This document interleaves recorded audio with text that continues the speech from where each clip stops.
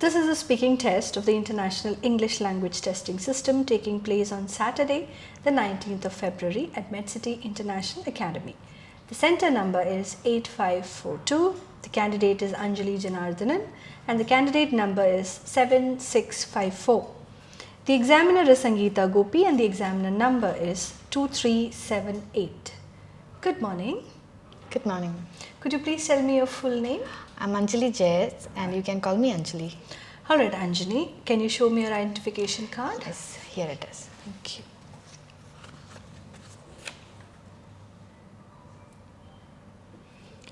Okay, so let's move on to the first part of speaking. I'm going to ask you questions regarding the weather. What kind of weather do you like the most? Well, I'm a cold person, so I'm a cold weather person, so I always prefer to live in a place where it is really cold. Okay. And so what's the kind of weather in your hometown? Well, in my hometown, we have a moderate climate. It's not too hot or cold. And yeah, it's very soothing climate. Alright, and do you like the weather in your hometown? Yes, I love such type of climate because we don't get much rashes or any diseases due to this climate. Do you prefer dry or wet weather? Well, I don't prefer both that kind of weathers. I always prefer a moderate weather. Alright. Alright, moving ahead, I'm going to ask you questions about getting lost. Have you ever lost your way? Yes, but it was when I was when I was a child. I lost my way to my home from my school. That was my first day to a new school, but somehow my parents managed to find me. How can you find your way when you're lost? Well, now we can use Google Maps because in Google Maps we can see the route. So it's better to use a map online. Can you read a map when you get lost? Are you used to reading a map? Not the Google map, the other map. No, we don't use the map now because we have everything. We will get everything online. So I don't think people use maps now. Have you ever helped someone who got lost? Yes, I have. When once there was a traveler, there was one person who came to my home and asked me the route to a nearby town. So I helped him. All right. Now I'm going to ask you some questions regarding concentration. Is it difficult for you to stay focused on something? Well, it depends on my mood because if I'm happy or if I'm able to study well or if I am in a peaceful mood, obviously I can get my concentration. But if I'm in a bad mood, it's really hard for me to concentrate on something.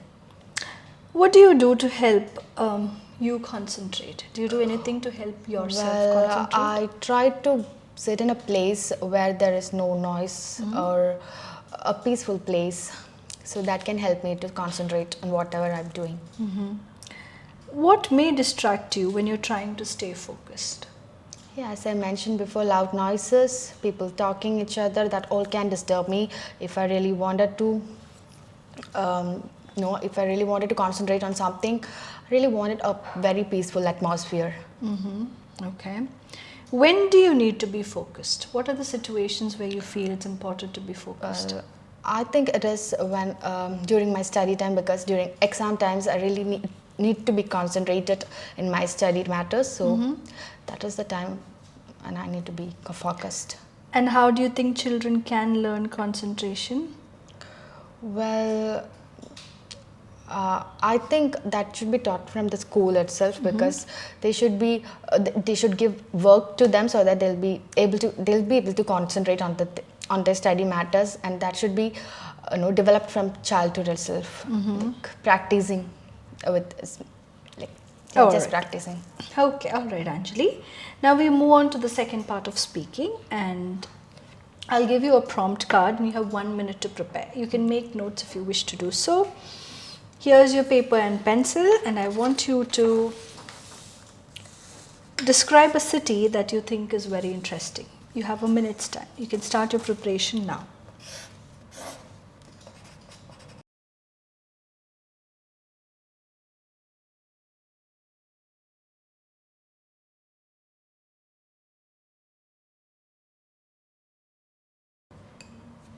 So Anjali, you have 2 minutes to speak on the topic. I'll stop you when your time's up. You can begin now. Well, India is a diverse country, and in India we have different states, and in all these states we have different traditions, cultures, even different types of foods. So, one of the cities that I really wanted to visit is Jaipur. It's really interesting because it's the pink city of India. It's a city, it is the capital city of Rajasthan.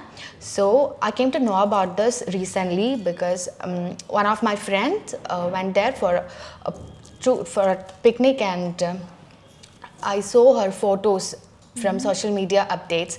It was really cool because the whole city is painted in terracotta pink, and since ancient times.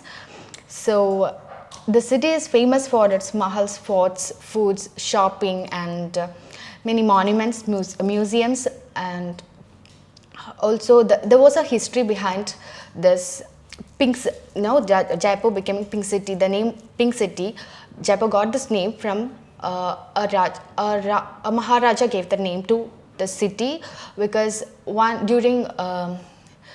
during ancient time, once a prince was about to visit Jaipur, and so the Maharaja built a concert hall in the name of this prince and painted it in terracotta pink. So the wife of this Maharaja really liked this color, and she asked him to ask the people to paint all the city, all the buildings in the city in the same color.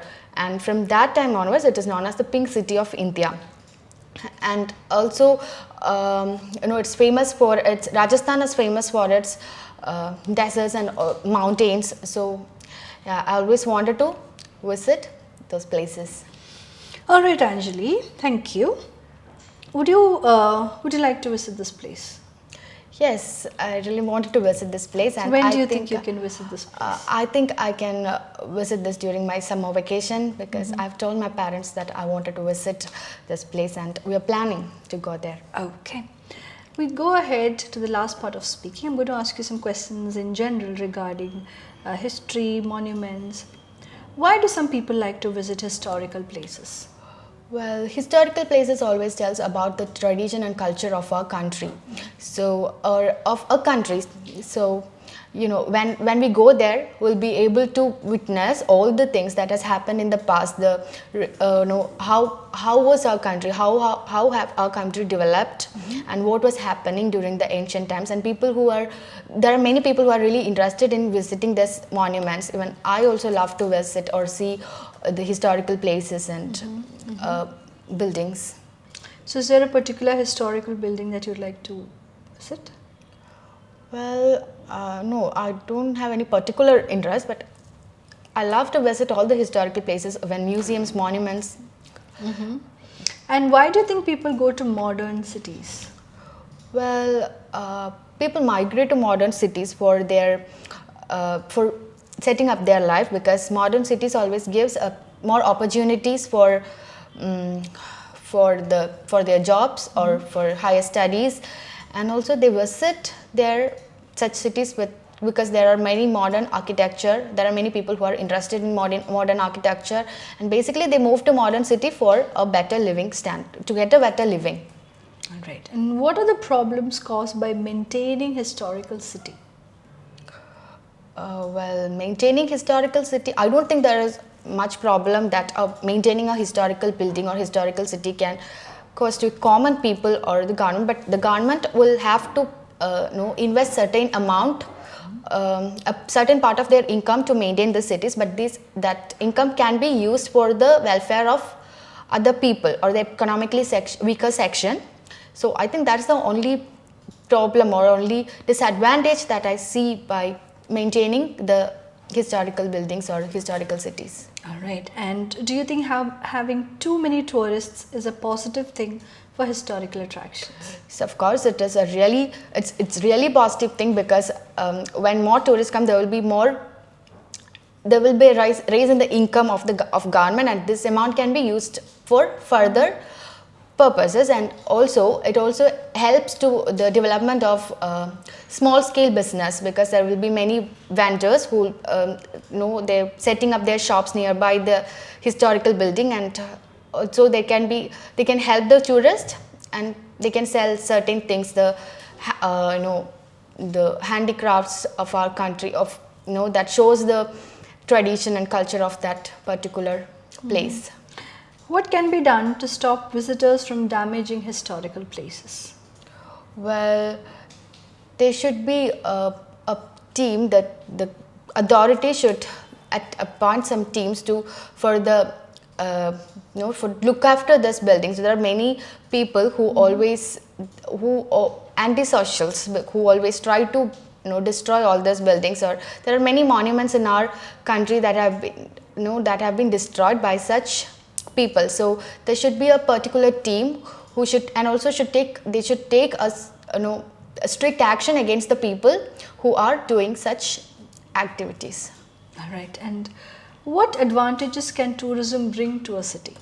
Well, tourism can bring increase the economy of that city, because we'll be getting more wages, or they'll be getting more income when tourists visit a place. And also, as I mentioned, there will be an increase in the there will be a development or improvement in the sector, in the industry.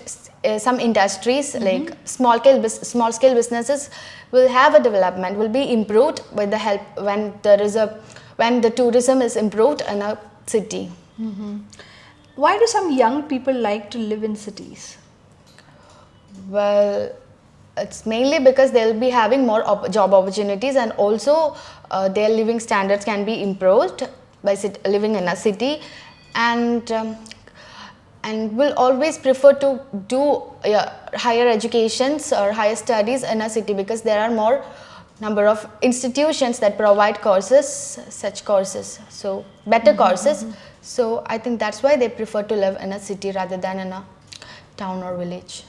And what about the elderly people? Do they live in the city or in the countryside more? Well, I don't think there is a preference between that, but they always wanted to live in a peaceful atmosphere. That is what they care about. So I think they don't have a choice, because in most of the cases elderly people live with their children or their grandchildren. So those people always prefer to live in a city. So I don't think that they have a choice, but what I think is they always wanted a peaceful atmosphere. Wherever they live, they want a calm environment. All right. So thank you, Anjali. That's the end of your speaking test.